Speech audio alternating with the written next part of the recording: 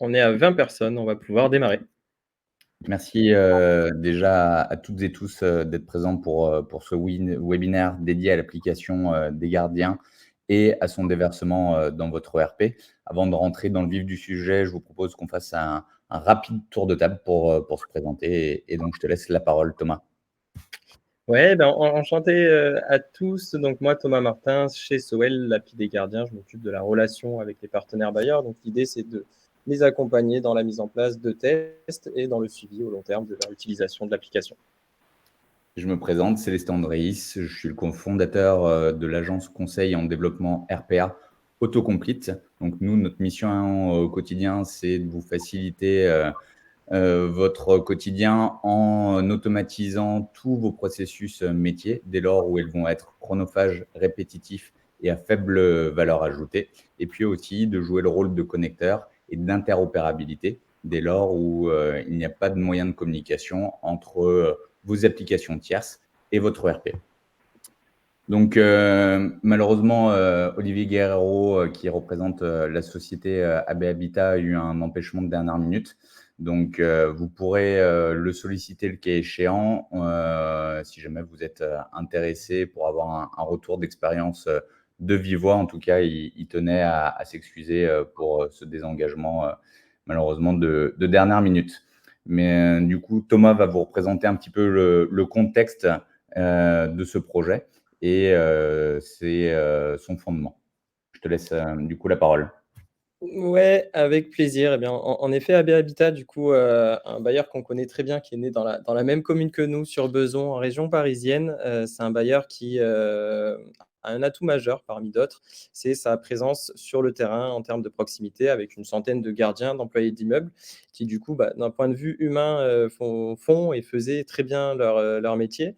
Avec en revanche un point de friction sur le traitement de la demande qu'ils pouvaient justement constater. Parce qu'être sur le terrain, c'est bien, mais si finalement, lorsqu'on constate une anomalie, on a du mal à la remonter en interne et à la traiter, à la suivre, ben, c'était pas toujours le plus confortable à la fois pour eux et pour les locataires, parce que ça engendrait des délais de prise en charge qui étaient relativement longs, des utilisateurs sur le terrain qui manquaient de visibilité sur le traitement des sollicitations qu'ils avaient pu créer, et une coordination complexe du coup, parce que depuis tout à l'heure, on parle des gardiens, des employés d'immeubles, mais derrière, il y a aussi des personnels plus administratifs, techniques qui vont être inclus dans la gestion des sollicitations.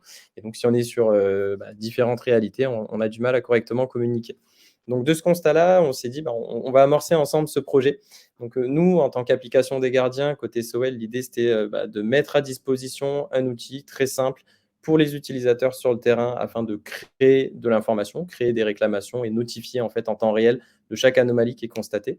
Et ceci va s'inscrire dans une refonte plus globale de la gestion des processus des sollicitations, avec notamment l'intégration dans le RP. Donc ça, c'est toute la magie que pourra vous présenter Célestin sur la suite. Est-ce que tu peux rapidement présenter un petit peu les spécificités et le champ d'action de l'application du coup Sowell? Ouais, nous côté Sowell, on est, comme on le dit, hein, l'application pensée par et pour les gardiens. Notre cœur de métier, c'est vraiment de générer de l'information sur le terrain. Donc en fait, en quelques clics, aller pouvoir, indiquer qu'on a, un signalement technique à tel endroit, une panne d'électricité, une fuite d'eau, une poignée cassée, peu importe, tout ce qui est relatif en fait, à la gestion technique, du patrimoine.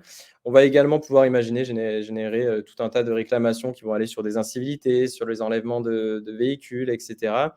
Donc en inopiné toujours, et également de manière un peu plus structurelle, un peu plus récurrente sur des contrôles sécurité, par exemple, sécurité incendie, ascenseur, aire de jeu, qui est un enjeu majeur pour le métier de bailleur social, et les évaluations prestataires également, puisque c'est un poste important au niveau de la satisfaction des locataires.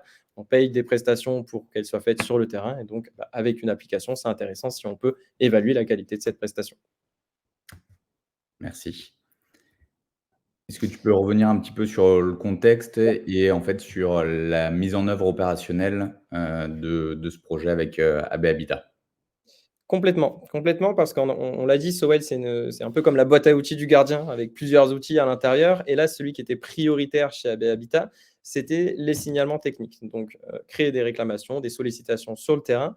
Pour ceci, on va devoir paramétrer l'application pour qu'elle embarque tout le patrimoine d'AB Habitat, les différents utilisateurs, gardiens, employés d'immeubles et autres, responsables de secteur, par exemple et la sectorisation de ces utilisateurs sur leur secteur, les natures de réclamation qui vont devoir être créées. Donc vraiment, l'idée, c'est de paramétrer l'outil pour qu'il puisse parler le même langage que les équipes d'AB Habitat, parler le même langage aussi que l'ERP, puisque derrière, si on va vouloir s'y connecter, c'est bien d'être sur la même longueur d'onde. Et donc, une fois que ce prérequis technique, on va dire, a été consolidé, l'idée, c'est aussi de venir accompagner l'utilisateur parce qu'il y a toute une prise en main plus humaine, on va dire, à accompagner. Et donc là, c'est ce qu'on a pu faire justement avec Olivier Guerrero. Vous le verrez pas en webcam, mais au moins en tout petit sur cette photo, où on avait rassemblé toutes les équipes sur une journée complète. Donc la centaine de gardiens, on les a vus sur plusieurs groupes, plusieurs sessions pour tester ensemble l'application, être certain qu'il l'est bien sur leur smartphone, qu'ils arrivent à créer des réclamations, au moins en théorie. Et comme ça, après, derrière, sur la pratique, sur le terrain, on est certain que cette toute première brique du process qu'on est en train de voir, elle soit réussie. OK. Merci, beaucoup, Thomas et donc l'idée et vraiment l'enjeu, c'était, de pouvoir, interconnecter, du coup, cette application à l'ERP pour qu'il y ait, des informations qui soient, identiques et pour ce faire, on s'est appuyé sur la technologie RPA. Donc RPA, c'est, un acronyme un petit peu barbare pour dire Robotic Process Automation. Donc là, en fait, l'enjeu, ça va être de mettre en place un assistant numérique qui va exécuter automatiquement tout ou une partie des tâches d'un processus métier. Donc, en gros, il va tout simplement, ce script d'automatisation, reproduire les actions d'un opérateur tel que on le faisait en agence de proximité jusqu'à présent. Le champ d'action de l'RPA, il est extrêmement varié. On peut l'utiliser sur plusieurs items. Le premier pour se connecter, naviguer et saisir des informations diverses et variées dans tout votre applicatif SI. Mais on peut également le mobiliser pour extraire de la donnée sur le web, saisir des formulaires sur des sites gouvernementaux, l'utiliser également plus pour une fonction d'archivage, de tri ou de déplacement et de renommage de fichiers, ou encore pour lire de la documentation, par exemple en GED, via un outil d'OCR qui mobilise la technologie d'intelligence artificielle. Et vraiment, le cœur de ce projet-là, c'était d'utiliser la RPA comme connecteur, comme facilitateur entre l'application tierce Sowell et l'ERP du coup d'AB Habitat. Donc, ce qu'on a fait sur ce projet-là, c'est qu'on a découpé et on a ventilé en 2 lots. Le premier lot, en fait, avait pour mission d'éprouver la solution avec uniquement le flux montant de Sowell vers l'ERP. Donc, comment ça se passe concrètement? Le gardien d'immeuble va créer la sollicitation dans l'application Sowell. Dès lors, ça fait un mode de réveil en fait pour le robot qui va donc du coup interroger l'API de Sowell et va venir extraire la sollicitation, la consolider tout simplement dans un fichier Excel pour faciliter sa réintégration dans l'ERP et puis après derrière l'intégrer de manière totalement transparente tel qu'un humain le ferait mais beaucoup plus rapidement et de manière la plus fiable possible allant de la phase de création, d'enregistrement et d'affectation de la sollicitation. Et puis, on a ajouté une brique supplémentaire qui est la notification du locataire de la bonne prise en compte de sa sollicitation en utilisant son canal préférentiel. Donc, en fait, le robot avait une règle de gestion qui lui permettait de savoir si le locataire avait un numéro de portable, de pouvoir lui envoyer directement un SMS. S'il n'y avait pas de numéro de portable, il regardait si une adresse mail était présente et à ce moment-là, lui envoyait un email. Et si les deux conditions n'étaient pas réunies, à ce moment-là, il prévenait automatiquement l'agence de proximité qui prenait le relais. Donc ça, c'est un processus qu'on a pu implémenter très rapidement. Et l'idée, c'était d'aller encore plus loin avec la livraison d'un lot 2 pour permettre aussi de connaître l'avancée et le statut de la sollicitation, mais également de pouvoir avoir le flux retour et donc partir des sollicitations qui avaient été enregistrées dans le RP et les déverser dans l'applicatif Sowell, et après même d'aller plus loin avec la possibilité d'intégrer les BT en faisant le chemin ERP vers Sowell avec la livraison de Solo numéro 2. Pour que ça soit encore plus projectif pour vous, on vous propose une petite vidéo sur Solo numéro 1 qui va vous permettre de comprendre un petit peu la manière dont on opère. Donc là, en fait, c'est ni plus ni moins la reconsolidation de la donnée suite à l'appel API Sowell. Donc on retrouve l'ID unique, la date de création de la sollicitation, le degré de criticité, l'ID du gardien d'immeuble qui nous permet de pouvoir après derrière assurer le suivi, l'ID de nature sur le type de problématique et de sollicitation, le volet de description, et puis après tout le mapping qui nous permet de pouvoir localiser avec précision soit le bâtiment ou soit le logement en question. Donc ça, c'est toutes les informations qu'on reçoit et qu'on va chercher sur l'API de Sowell. Et puis après, derrière, vous allez le voir, comme un humain, le robot s'exécute, va se connecter à l'environnement Prem avec ses propres comptes de service. Donc on a vraiment tout l'historique sur chacune des actions qui sont réalisées par le robot sur le RP. Il va aller dans le module exploitation réclamation. Et puis là, il va commencer à déverser en faisant des tableaux de correspondance entre les éléments récupérés dans l'API et les attentes et les champs obligatoires dans l'ERP. Donc là, on voit le canal de sollicitation, l'ID de l'agent, la typologie, la nature, le champ descriptif. Là, il va le faire matcher avec le locataire. Et il va enregistrer la sollicitation et il va pouvoir passer à la suivante. Donc là, on peut travailler vraiment en temps réel, ou après, derrière, on peut faire des synchronisations en fonction de plages horaires que vous définissez. C'est un petit peu à la carte et en fonction aussi, vous, de vos besoins. Peut-être que, du coup, Thomas, tu peux faire un rapide focus sur le retour d'expérience d'AB Habitat et sur la mise en œuvre et qu'est-ce que ça a pu apporter à Olivier Guerrero et ses équipes. Eh bien, on va faire ce retour d'expérience. Juste avant, je vais répondre à la question d'un invité qui est pertinente, qui demande si les réclamations qui, elles, sont créées dans le RP peuvent venir se déverser dans l'application mobile. Le cas d'usage qui est donné, c'est le service client ou le centre de relations locataire qui reçoit un appel, qui va du coup, sur son PC, sur le RP, créer une sollicitation. En effet, je vous rejoins là-dessus, c'est tout à fait pertinent que le gardien sur le terrain il puisse voir ça sur le mobile, et c'est effectivement quelque chose qu'on traite de la même manière avec Célestin pour redescendre tout ça et que sur le terrain, l'information elle soit bien temps réel et que lorsqu'un gardien est interpellé par un locataire, en un coup d'œil, il puisse vraiment voir tout l'historique de ses sollicitations et vraiment retrouver son rôle de gardien, d'interlocuteur privilégié. Merci pour cette parenthèse extrêmement éclairante. Je te laisse poursuivre du coup sur en gros la mise en œuvre et les bénéfices associés. Et puis après, Alors, derrière, on fera peut-être un petit jeu de questions-réponses en fonction de votre feeling et puis de toute question éventuelle. sur le retour d'expérience du coup qui a en effet été communiqué par Olivier, et qui a été constaté chez AB Habitat, c'est un 1er élément, c'est qu'on a eu une significative hausse du nombre de signalements créés. Pour être très concret, en 2023, on a fait 38 de signalements en plus qu'en 2022.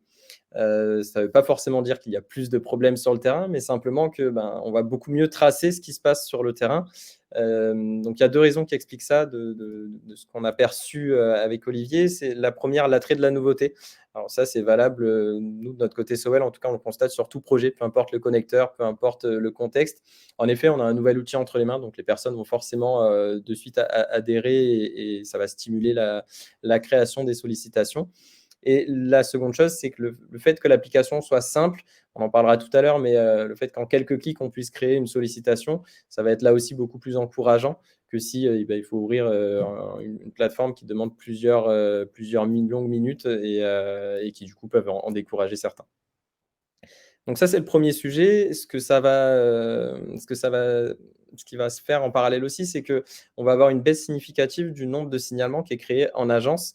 Donc finalement, c'est ce qu'on disait aussi tout à l'heure, le gardien retrouve un petit peu son rôle d'interlocuteur privilégié auprès des locataires, où en fait, il va vraiment redevenir le canal d'entrée des différentes sollicitations et ça va éviter parfois d'avoir, une perte d'information entre le gardien qui l'a dit à un interlocuteur, qui va le remonter à l'agence et cetera, puis ensuite qui va en réinformer le gardien. Finalement, on ne sait plus vraiment, où est-ce qu'on en était et qu'est-ce que c'était. Donc là, au moins, on retrouve son rôle majeur. Ensuite, on va avoir des signalements qui seront du coup, répertoriés qui ne l'étaient pas avant. Donc ça, c'est ce qu'on disait tout à l'heure par rapport à la hausse du nombre de signalements et un processus qui est sécurisé, qui est fiabilisé. Donc du Donc coup, en fait, la livraison de ce lot 1 et de ce lot 2, ça ouvre en fait tout le champ des possibles et notamment à des évolutions potentielles qui peuvent aller, jusqu'à générer des connecteurs, avec par exemple leur plateforme d'astreinte ou certains prestataires, de services ou même le coupler avec, l'espace locataire. Et après on peut même imaginer d'élargir l'utilisation finalement de l'outil à d'autres besoins, notamment sur tout ce qui est partie, sinistre ou demande, administrative.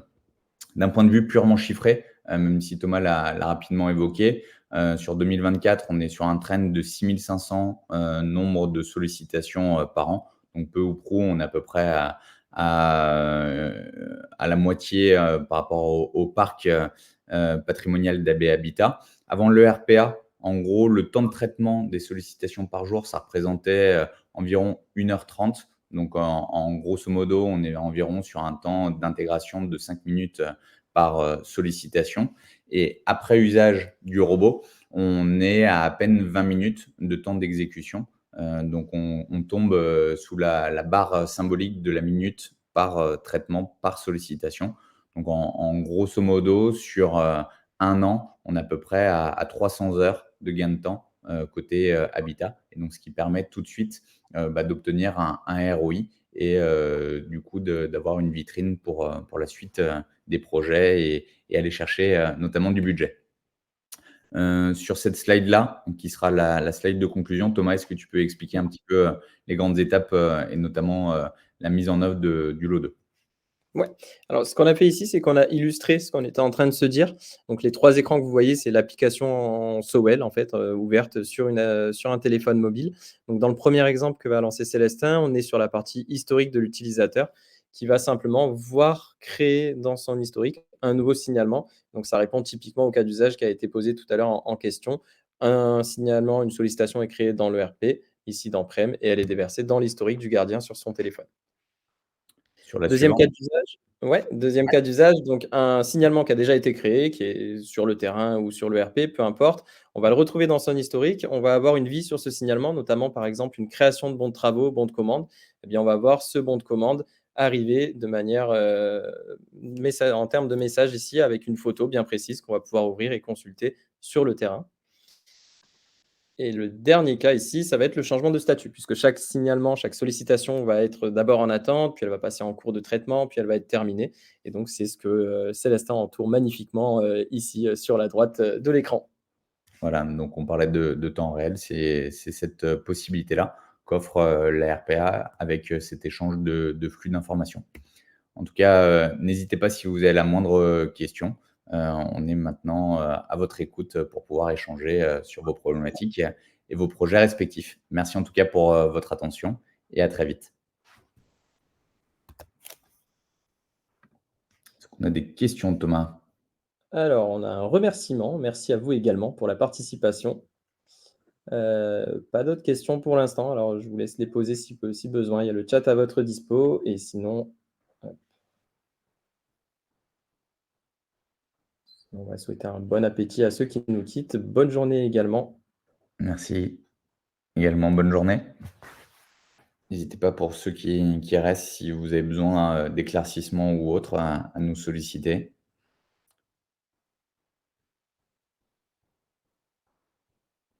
On va attendre quelques minutes avant de clôturer ce chat. Merci à vous, Fabrice. N'hésitez pas à nous recontacter pour échanger de vive voix si besoin est. On se voit prochainement de toute manière avec Fabrice. Mathieu, 17h. Moi, Peut-être mardi 17h, ouais. J'ai plus le créneau exact en tête, mais C'est un nom de code, Mathieu.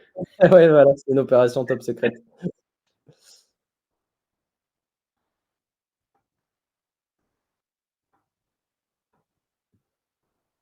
Bon, je pense qu'on va pouvoir clôturer la Ouais. session, parce que je vois que